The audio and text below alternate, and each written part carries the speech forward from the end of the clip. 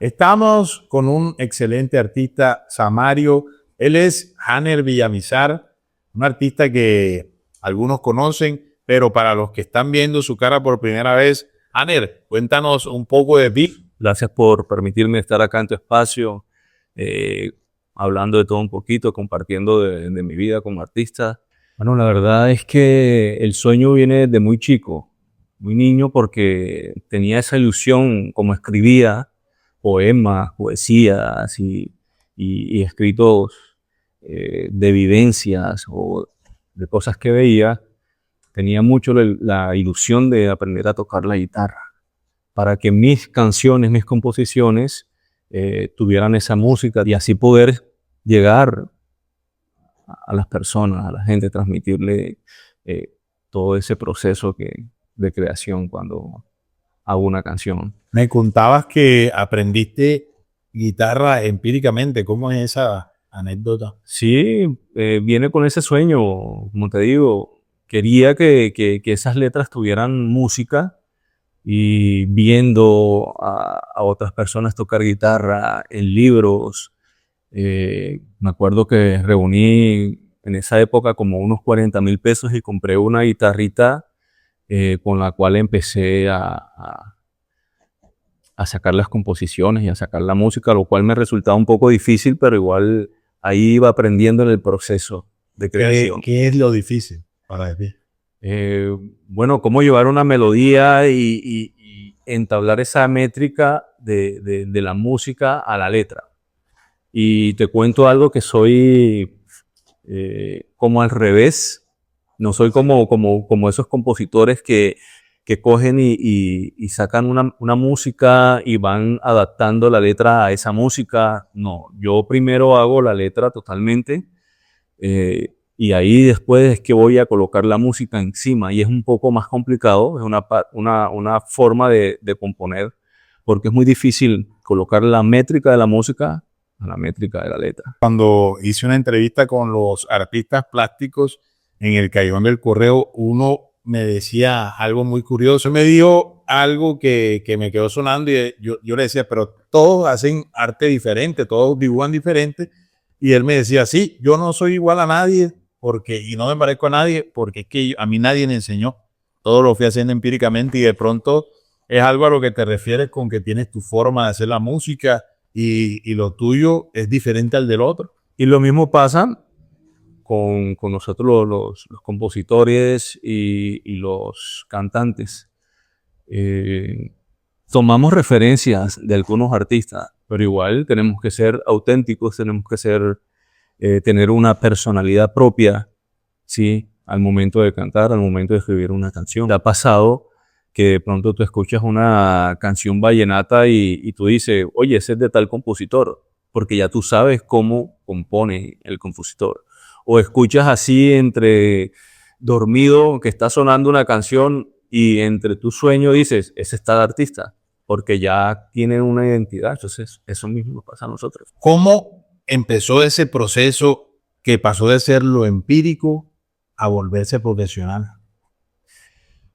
Bueno, cierto día tomé la decisión de querer ya grabar de manera profesional esas composiciones, mis canciones propias.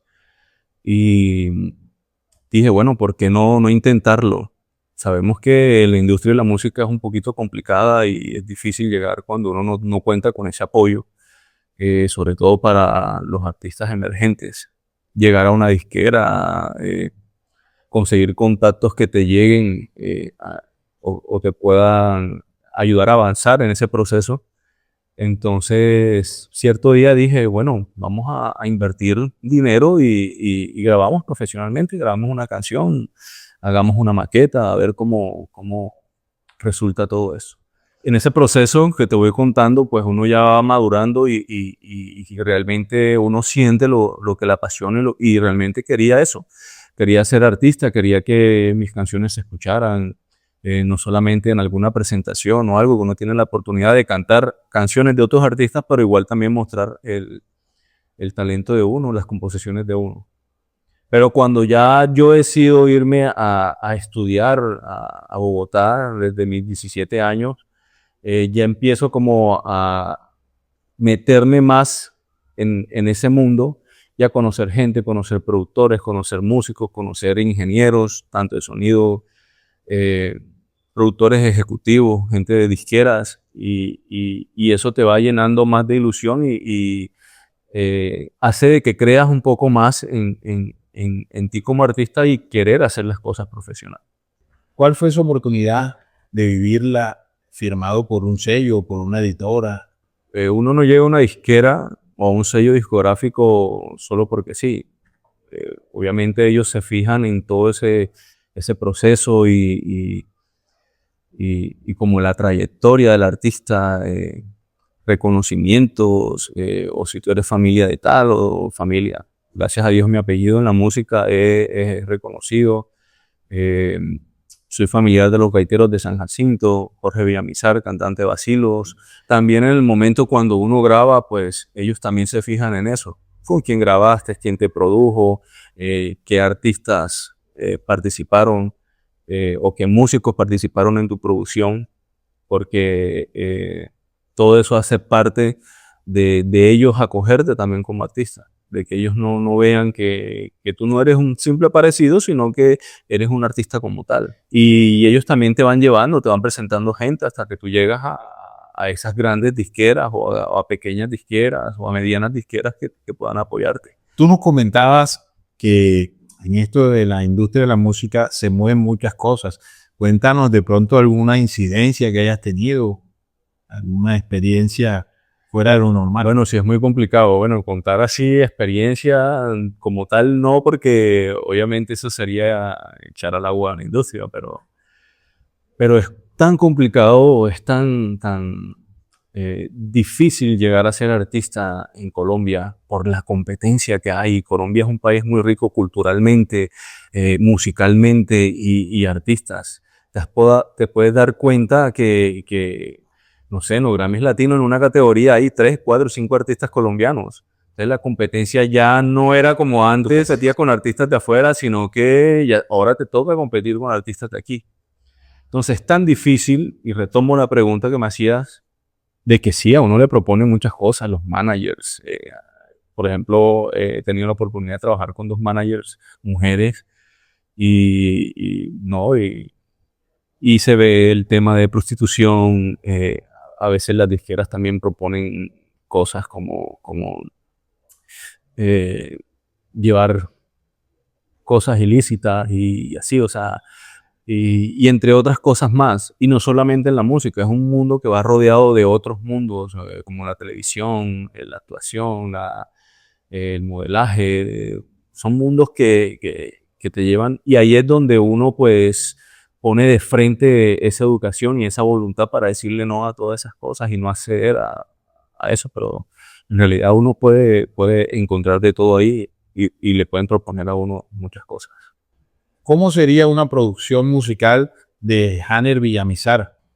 Bueno, la creación de mi música, yo trato de que sea sobre todo muy sencilla. Sabe que entre más sencillo uno puede obtener buenos resultados. Entonces, desde ese proceso de escribir una canción, soy muy exigente, sobre todo. Me gusta que mis canciones tengan buena letra, tengan buena música, que no se parezca a lo que se está moviendo en estos momentos, que no se parezca a nadie, que no tenga el estilo de nadie. O sea, trato de no copiar ni de nadie, siempre trato de ser único.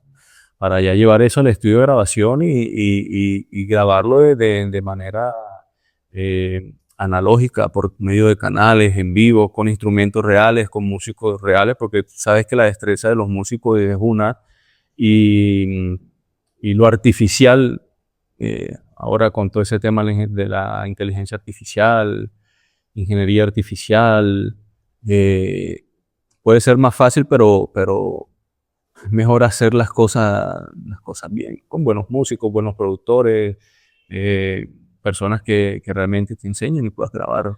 No es lo mismo coger una guitarra, sacarle las melodías, no es lo mismo en el sentido de que cómo lo acepta o cómo le llega a la otra gente. Cuando tú le pones sentimiento a lo que haces, eso se va a ver reflejado en las personas que escuchan tus canciones. No digo que las herramientas modernas sean malas, son una ayuda en la cual tú te puedes basar, pero cuando ya tú haces eso de una manera profesional, tratas de que también en ese trabajo se vea reflejado ese sentimiento y esa pasión, porque cuando uno sueña, uno dice, uy, me imagino en un estudio de grabación, me imagino que mi canción suena así, me imagino que mi canción suena en la radio. Yo hasta me he imaginado haciendo mis propias canciones ya en un concierto. Yo soy del que estoy apenas aprendiéndomelas y ya yo me estoy imaginando en un concierto y la gente con su bulla, eso. Entonces, eso que tú transmites en ese momento, te transmites a ti mismo, pues también se lo transmites a las personas cuando escuchan tus canciones o en un concierto en vivo. ¿Qué consejo le quisieras dejar de pronto a la gente que hace música? Que sueñen, así como muchos artistas me lo han dado a mí. A veces, por ejemplo, te cuento una anécdota. Una vez que le presenté una canción a Fonseca, me dijo súper bonita, pero me dijo, sueña por lo tuyo, tus canciones tienes que grabarlas tú. Lo mismo a los artistas.